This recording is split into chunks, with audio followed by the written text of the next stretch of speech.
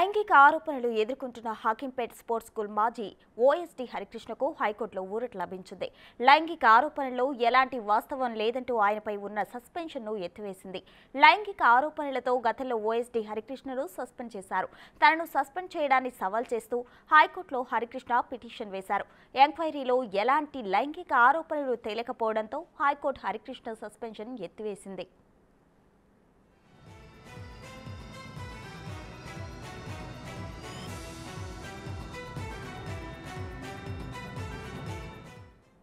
గత ప్రభుత్వ పెద్దలు కుట్ర చేసిన తనను తప్పించారని ఓఎస్డీ హరికృష్ణ ఆరోపించారు.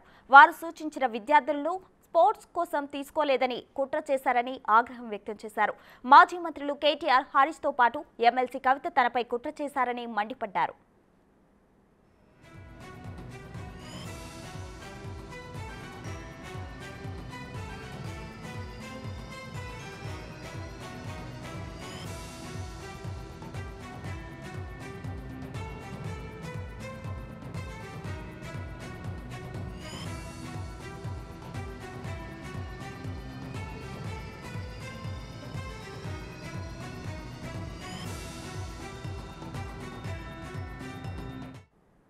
ఇదే అంశంపై మరింత సమాచారం మా ప్రతినిధి రానా అందిస్తారు. హక్కింపేట స్పోర్ట్స్ స్కూల్లో లైంగిక ఆరోపణలు ఎదుర్కొన్నటువంటి ఓఎస్డీ హరికృష్ణపై ఇప్పుడు కీలక పరిణామం చోటు చేసుకుంది. ఇన్ని రోజులు కూడా తన ఎటువంటి తప్పు చేయలేదనేసి కూడా ఆయన హైకోర్టుకు వెళ్ళారు. హైకోర్టులో ఆయనకి క్లీన్ చిట్ ఇచ్చినటువంటి నేపథ్యం కనపడుతుంది. ప్రస్తుతం మనతో పాటు హరికృష్ణ గారు ఉన్నారు.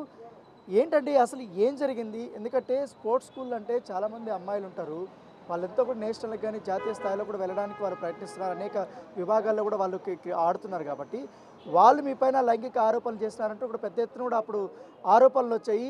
దానికి మీరు అప్పట్లో ఖండించినటువంటి నేపథ్యం కాబట్టి ఇప్పుడు హైకోర్టులో మీకు ఏమని అనుకూలంగా తీర్పిచ్చింది? అప్పుడు వేసినటువంటి కమిటీ ఏం చెప్పింది? అయితే ఆ రోజు ఆగస్టు 13వ తేదీ నాడు ఈ ఆదివారం నాడు మార్నింగ్ 8 గంటలకు ప్రెస్ మీట్ పెట్టి నన్ను సస్పెండ్ చేయడం జరిగింది. మంత్రి గారు రావడం జరిగింది. న్యూస్ ఒకటి మరో బ్రిజ్ భూషణ్ అని. అది అసలు ఆ హెడ్డింగ్కు మాకు స్కూల్కి సంబంధమే లేదు. మరో బ్రిజ్ భూషణ్ అంటే అక్కడ ఢిల్లీలో జరిగిన విషయంలో 1 సంవత్సరం నుండి పిల్లలు రోడ్డు మీద కూర్చొని ధర్నా చేస్తున్నారు. మా స్కూల్లో ఎవరు ధర్నా చేస్తారు? ఆ రోజు పేపర్కి వచ్చిన తర్వాత మాకు ఎవరికి తెలియదు ఏం జరిగింది అనేది. అయితే ముఖ్యంగా ఏంటంటే ఆ రోజు జరిగింది ఏంటంటే సెలక్షన్ జరుగుతుంది. అది లాస్ట్ డే సెలక్షన్స్. ఆ సెలక్షన్స్ కొన్ని రోజుల ముందు నుంచి కూడా నాకు చాలా లెటర్స్ రావడం జరిగింది. మంత్రి గారి దగ్గర నుంచి కానీ, కవిత గారి దగ్గర నుంచి కానీ, ప్లస్ హరీష్ రావు దగ్గర నుంచి కానీ, కేటీఆర్ గారి చాలామంది అందరు లెటర్లు ఇచ్చారు. కానీ నేను ఒకటే అనుకున్నానంటే పిల్లలు స్పోర్ట్స్లో ఉన్న వాళ్ళకి కంపల్సరీ మెరిట్ ఉన్నవాడైతేనే బాగుపడతారు. ఫిజికల్ ఫిట్నెస్ లేని వాళ్ళకు మనం రికమెండ్ చేసినా వాళ్ళకి లాభం ఉండదు. చదవడం అంటే కూర్చొని చదవగలరు కానీ ఆటోల్లో ఆ మినిమం స్ట్రెంత్ లేకపోతే ముందు న్యాయం చేయం వాళ్ళకి. కాబట్టి మేము తప్పకుండా ఏం చెప్పినామంటే నేను దానికి తలవలేదు. దానికి ఒక్కటే ఒక కారణంతో ఏం చేశారంటే అప్పుడున్న చైర్మన్ కానీ, మాజీ చైర్మన్ కానీ, స్పోర్ట్స్ అథారిటీలో ఉన్నవాళ్ళు ప్లస్ ఆ కవిత కానీ ఆ ట్వీట్ చేయడానికి కారణం కూడా అదే. ఎందుకంటే ఇప్పుడు అంతే న్యాయం ఉంటే మీరు అప్పుడు ఓఎస్డీగా విధులు నిర్వహించినప్పుడు స్పోర్ట్స్ చైర్మన్గా అప్పుడు చాలామంది ఆంజనేయ గౌడ్ వచ్చాడు. అంతకుముందు అలీపూర్ వెంకటేశ్వర రెడ్డి ఉన్నాడు. సో వాళ్ళ నుంచి మీకు ఏమైనా ఒత్తిడి ఉండిందా? సీట్ల దీనికి సంబంధించిన చాలా ఉంది ఒత్తిడి. నేను చెప్తున్నాను కదా, చైర్మన్ ఆంజనేయుడు కానీ వెంకటేశ్వర రెడ్డి కానీ నాకు ప్రతిరోజు ఫోన్ చేసి హరాస్మెంట్ అయ్యేది అడ్మిషన్స్ గురించి. ఎవరెవరిని లెటర్ రికమెండేషన్ చేస్తారు, పంపిస్తారు. వాళ్ళకి వచ్చిన లెటర్ ప్రతి ఒక్కటే నాకు డైవర్ట్ చేస్తారు, చేయాలని చెప్తారు. ఎప్పుడు చేయలేదు నా విషయంలో. దాని మీద నాకు వాళ్ళకు చాలాసార్లు ఆర్గ్యుమెంట్ జరిగింది, డిస్కషన్ జరిగింది, గొడవ కూడా జరిగింది దానిపైన.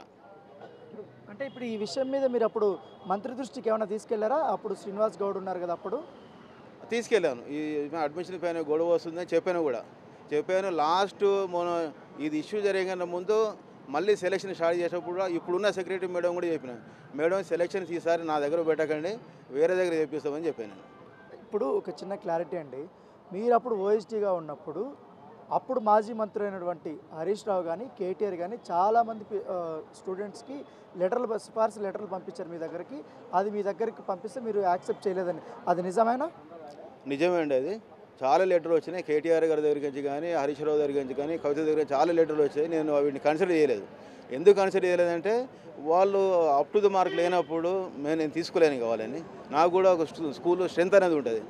ఒకవేళ పిల్లలు ఎవరైనా బయట స్కూల్ క్లాసులో ఉండి కూడా బయట చదువుకుంటూ వాడు ఏమైనా నేషనల్ లెవెల్ మెడల్స్ వస్తే అట్లాంటి వాళ్ళు రికమెండ్ చేస్తే తీసుకోవచ్చు, అది తప్పకుండా తీసుకుంటుంది దాన్ని. అంటే ఆ రోజు చాలా క్లియర్గా కొన్ని ఆర్డర్స్ వచ్చాయనేసి కూడా మీడియా ప్రతినిధులు చెప్తున్నారు. కొంతమంది మా అమ్మాయిలు మీ మీద చాలా సీరియస్ అలిగేషన్స్ చేశారు. ఇప్పుడు ఆ యొక్క ఆర్డర్స్ కానీ అవన్నీ కూడా ఏమన్నా కోర్టు పరిధి దృష్టికి వెళ్ళిందా, లేకపోతే ఏం జరిగింది? ఆ కమిటీ మీకు ఇచ్చినటువంటి క్లీన్ చిట్ ఏంటి?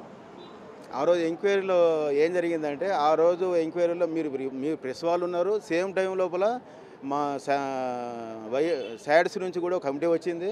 ప్లస్ కలెక్టర్ కూడా కమిటీ చేశాడు. షీ టీమ్స్ వాళ్ళు వచ్చారు, సిడబ్ల్యూసీ వాళ్ళు వచ్చారు, టీఎస్పీసీఆర్ వాళ్ళు వచ్చారు, ప్లస్ ఇది local Shamirpet police station police వాళ్ళు కూడా వచ్చారు. అందరూ ఎంక్వైరీ చేశారు, ప్రతి ఒక్కరు మాట్లాడారు. ఎక్కడ కూడా ఎట్లాంటి ఎలిగేషన్స్ లేవు. అవి ఆడియోస్ అన్నారు, మరి ఆడియోస్ అయితే మరి కోర్టుకి ఏం ప్రొడ్యూస్ చేయలేదు, ఎక్కడ మాట్లాడలేదు కూడా. ఎక్కడ అది ఏం మాకు ఎంక్వైరీకి వచ్చిన ఇప్పుడు మీ మీద కంప్లైంట్ చేసిన వారు ఏమైనా పేర్లు తెలిసిందా? వాళ్ళు ఏమైనా చెప్పారా? ఎందుకంటే కంప్లైంట్ ఎవరికైనా చేస్తే కదా వాళ్ళ పేర్లు బయట పెడతారు కదా.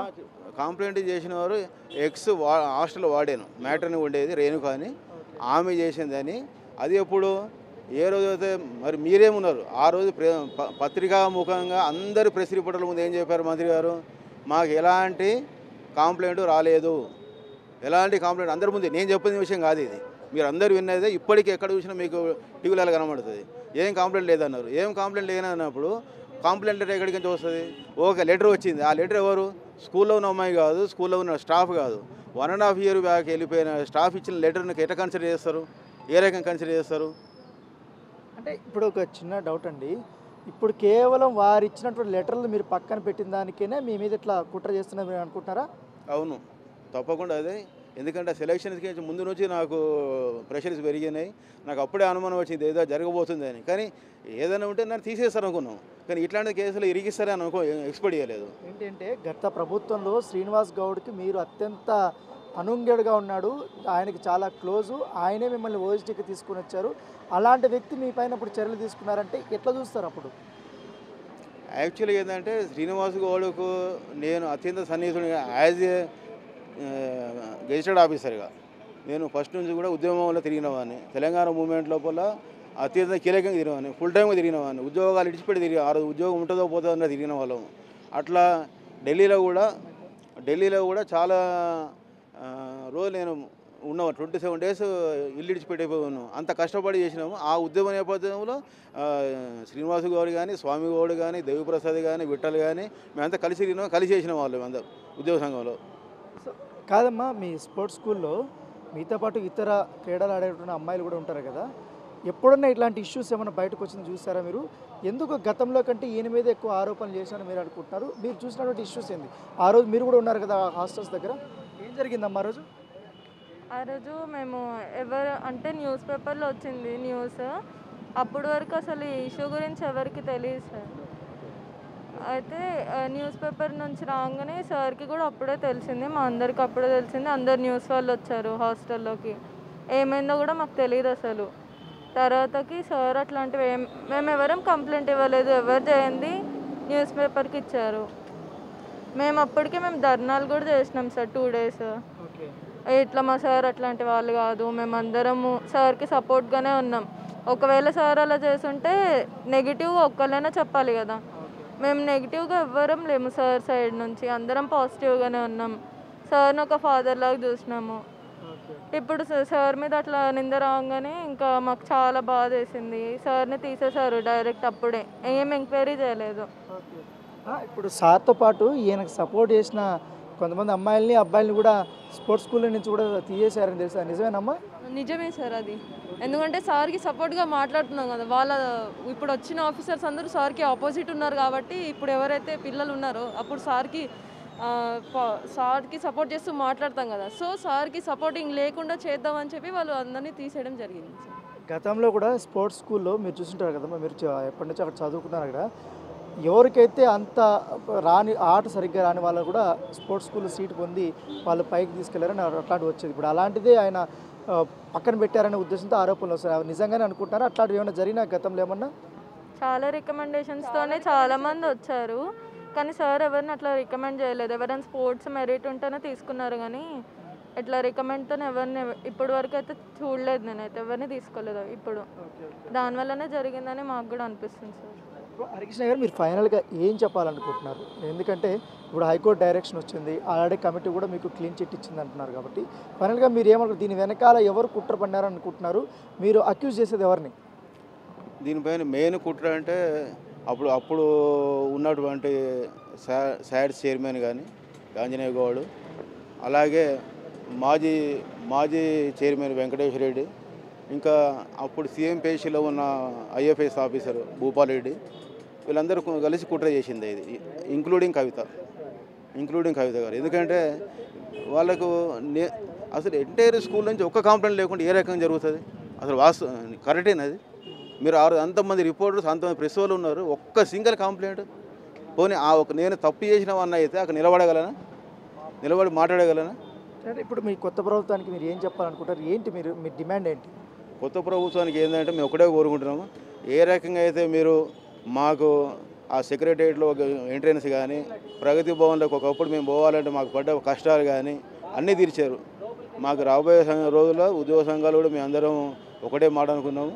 ఇప్పుడున్న గవర్నమెంట్కి ప్రత్యక్షంగా పరోక్షంగా అన్ని రకాలు మేము సహాయ సహకారాలు అందించాలని. ఎందుకంటే మాకు తెలుసు గవర్నమెంట్లో ఏ పరిస్థితి ఉంది, గవర్నమెంట్ ఏ పరిస్థితి తీసుకొచ్చారు. ఎందుకంటే మేము మా జీతాలు తీసుకోలేని పరిస్థితి, మా సరెండర్ బిల్లులు మేము తీసుకోలేని పరిస్థితి, మా జీపీఎఫ్ అమౌంట్లు మేము తీసుకోలేని పరిస్థితి. నా ఒక్కని కాదు, రాష్ట్రంలో ఉన్న ప్రతి ఒక్క ఉద్యోగి సమస్య ఇది. మీరు ఎవరినైనా అడగండి, ఏ ఎంప్లాయీ దగ్గర మీరు మైక్ పెట్టినా వాళ్ళు ఒకటే చెప్తారు, సార్ నేను సరెండర్ బిల్ పెట్టుకున్నా రాలేదు సార్, నేను జీపీఎఫ్ పెట్టుకున్నా సార్ నాకు రాలేదు సార్ నాకు నెలకు జీతం రాలేదు సార్. ఇదే కంప్లైంట్స్ ఉంటాయి ఎక్కడ పోయినా కూడా. మరి ఇదంతా దీన్ని డెవలప్మెంట్ అంటారా?